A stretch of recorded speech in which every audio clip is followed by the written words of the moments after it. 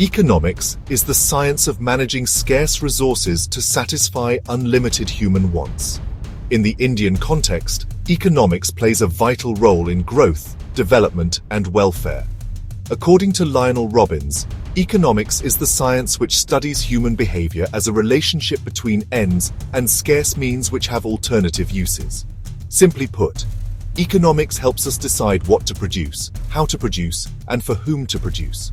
The scope of economics covers four main areas: production, how goods and services are created using land, labor, capital, and technology; distribution, how income and wealth are shared among people; consumption, how households use goods and services to maximize satisfaction; exchange, how trade and markets connect producers and consumers.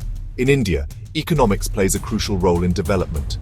Agriculture provides livelihood to millions, industry drives growth, and services like IT make India a global hub. Policies in taxation, infrastructure, and trade are designed to balance growth and social welfare. Economics guides India's policies to reduce poverty, control inflation, increase employment, and promote entrepreneurship. It helps in resource allocation for projects like Digital India, Make in India, and Atmanirbhar Bharat.